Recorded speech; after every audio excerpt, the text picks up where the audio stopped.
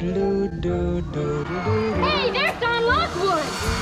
Tell us how it all happened. From the beginning. Well, at first we set the stage with a song. Singin In The Rain from 1952 features multiple instances of different narrative techniques that create a seemingly effortless and deceivingly complex film. This is Dora Bailey, ladies and gentlemen, talking to you from the front of the Chinese Theater in Hollywood. At the start of the film, a compere of an opening night film premiere introduces the main characters. This compere acts as a first-person diegetic character narrator, introducing the stars to the diegetic fans at the premiere as well as to the viewer of the film. This technique puts the viewer in the place of the diegetic fans immediately, confusing the viewer of the film and the diegetic fan in a way that enables the viewer to quickly understand who the main protagonists are.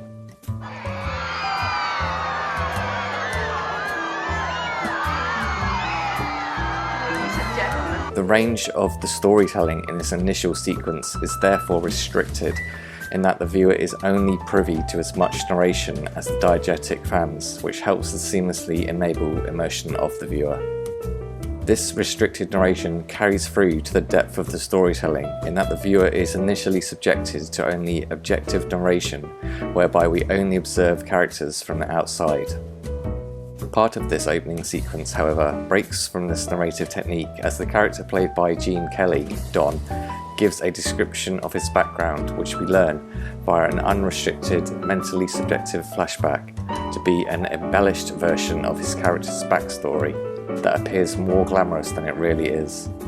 This allusion to the diegetic fans, but not the viewer, allows the viewer to fully understand Kelly's character's stated motto of dignity, always dignity. After this opening sequence, we experience a classical Hollywood narrative setup of Kelly's character meeting his love interest, Kathy, played by Debbie Reynolds.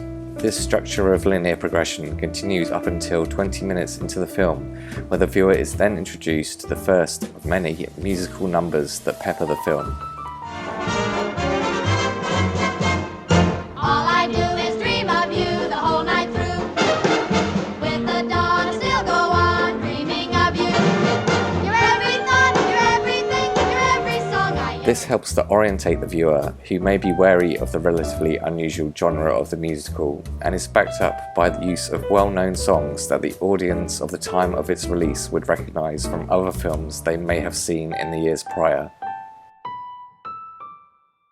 The number of musical numbers then increases and serves both as entertainment and, by subject of certain songs used, a driver of the plot. Good morning, good morning. It's great to stay up late. Good morning to you. This continues in a fairly linear fashion up until the characters require that the new film they are working on features sound, a technology being introduced during the 20s in which Singin In The Rain is set. As part of this, for them, difficult transition from silent film to films featuring sound, they decide to make their new film a musical in order to help ease the process. This is where the narrative structure takes a particularly layered turn, whereby the viewer is then transported into this new film via the conceit of showing what the characters have in mind to the studio boss, so that in the final third of the film, the viewer is now watching their new film, The Dancing Cavalier, almost as opposed to Singin In The Rain. This works to fully confuse and immerse the viewer into what they are seeing, allowing the film to soar onto an unconventional and highly layered narrative plane. The implicit idea created by this clever narrative structure via editing and sound/music is one of total escapism, whereby the viewer almost forgets what they are watching.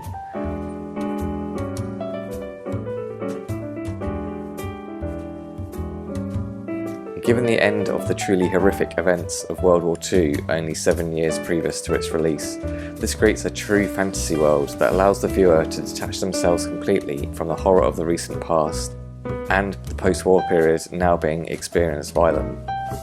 Ultimately, however, we are returned to the narrative of Kelly and Reynolds' love story, which ties up the film in a conventional manner, bringing the viewer softly back to earth.